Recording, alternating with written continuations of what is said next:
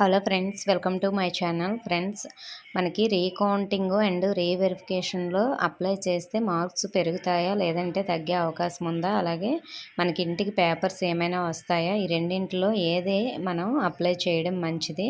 ఇలాంటి డౌట్స్ అన్నీ చాలామంది స్టూడెంట్స్కి ఉన్నాయి.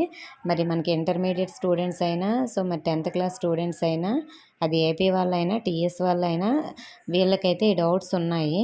సో మరి ఏపీ వాళ్ళు, టీఎస్ వాళ్ళు, ఇంటర్ వాళ్ళు, 10th వాళ్ళు కూడా వీడియోని అయితే అక్కడ స్కిప్ చేయకుండా చూడండి మీకు ఈ డౌట్స్ ఉంటే మాత్రం.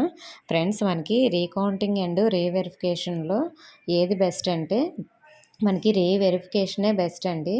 సో దీన్నే మనం రీవాల్యుయేషన్ అని కూడా అంటాము. రీకౌంటింగ్ అంటే మనకి జస్ట్ ఇప్పుడు మనం ఒక 10 మార్క్స్ అంటే ఒక 10 క్వశ్చన్స్ రాసామనుకోండి, ఒక 2 మార్క్స్ 4 మార్క్స్ ఇలా మనకి 10 క్వశ్చన్స్కి మనకి ఒక 20 మార్క్స్ వచ్చాయి అనుకుందాం, నేను ఎగ్జాంపుల్ కోసం చెప్తున్నాను.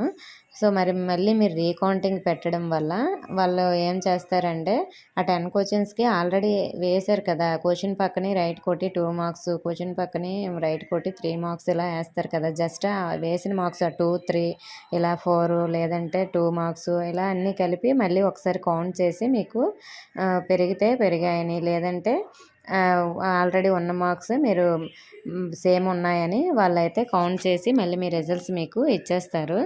మరి ఎప్పుడు మనకి ఇందులో పెరిగే అవకాశం ఉంటుందంటే ఆ 10 క్వశ్చన్స్కి కూడా మనకి 22 మార్క్స్ లేదా 25 మార్క్స్ వచ్చాయనుకోండి, ఒక క్వశ్చన్కి వాళ్ళు లెక్క పెట్టకుండా 9 క్వశ్చన్స్కే లెక్క పెట్టి మనకి మా రిజల్ట్స్ ఇచ్చేసారనుకోండి, ఆ ఒక్క క్వశ్చన్ మార్కు లెక్క పెట్టలేదు కాబట్టి మళ్ళీ లెక్క పెట్టడం వల్ల మనకి అవి యాడ్ అయ్యే అవకాశం ఉంటుంది.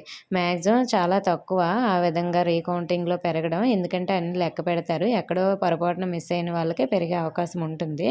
కాబట్టి రీవెరిఫికేషన్లోనే మనకి మార్క్స్ పెరిగే అవకాశం ఉంటుంది. ఎందుకంటే రీవెరిఫికేషన్ అంటే ఎలా అంటే ప్రతి క్వశ్చన్కి మనకి ఆల్రెడీ ఇప్పుడు 2 మార్క్స్ క్వశ్చన్ మీరు రాశారు అనుకోండి, కానీ దానికి 1 మార్క్సే వేశారు.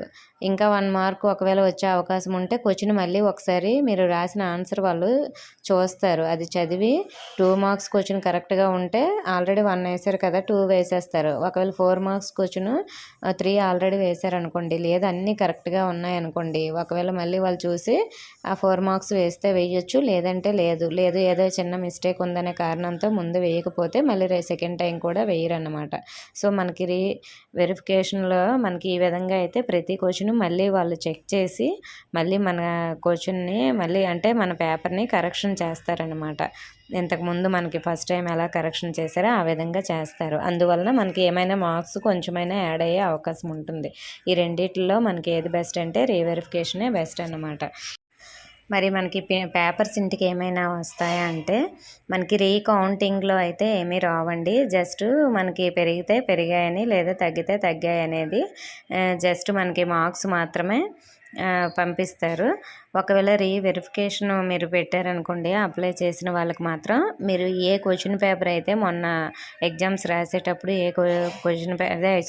ఏ ఆన్సర్ పేపర్ అయితే వాళ్ళకి సబ్మిట్ చేశారో అది ప్రతి పేపర్ కూడా మళ్ళీ వెరిఫికేషన్ చేసిన తర్వాత మీకు ఆన్లైన్లోన ప్రింట్ ద్వారా అయితే వెబ్సైట్లో పెడతారు.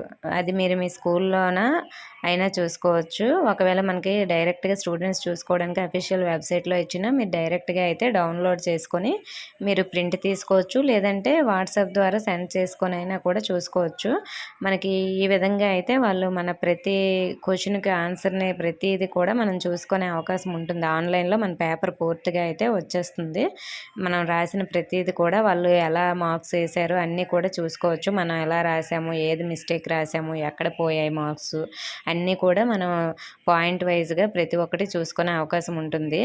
సో మరి మనకి ఆన్లైన్లో మొత్తం మన పేపర్ వచ్చేస్తుంది కాబట్టి ఇలా చూసుకునే అవకాశం అయితే ఉంటుంది. మీరు ఇంటికే ఇంతకుముందు పోస్టుకు పంపించేవారు, కానీ ఇప్పుడు ఏకంగా మనకి ఆన్లైన్లోనే వచ్చేస్తున్నాయి కాబట్టి డైరెక్ట్గా మీరు ప్రింట్ అయిన తీసుకోవచ్చు, లేదంటే మీ మొబైల్లో సేవ్ చేసుకొని మీరు అన్ని పాయింట్స్ చూసుకోవచ్చు. మరి మనకి అప్లై చేయడం వల్ల మార్క్స్ ఏమైనా తగ్గే అవకాశం ఉందా అంటే మనకి మార్క్స్ తగ్గే అవకాశం లేదండి. 99% ఎవరికి తగ్గవు మార్క్స్. మనకు పెరిగితే 1 or 2 మార్క్స్ పెరిగే అవకాశం ఉంది, లేదంటే ఇంతకుముందు ఉన్న మార్క్సే అలా ఉంచేస్తారు. సో మ్యాక్సిమం మనకి మార్క్స్ ఎక్కడ తగ్గవు, కాబట్టి ఎవరు భయపడాల్సిన అవసరం లేదు. అప్లై చేయాలనుకుంటే మాత్రం అప్లై చేయండి. పెరిగితే పెరిగాయి, లేదంటే ఫీజు పోయింది అనుకోండి. సో మరి ఈ విధంగా అయితే ఉంటుందండి రీవెరిఫికేషన్కి రీకౌంటింగ్కి తేడా. సో ఈ రెండిట్లో బెస్ట్ ఏదంటే రీవెరిఫికేషనే బెస్ట్. ఒక 500 రూపీస్ ఎక్స్ట్రా ఉంటుంది అమౌంట్, అంతే కదా. సో మరి అప్లై చేస్తే అదే అప్లై చేయండి.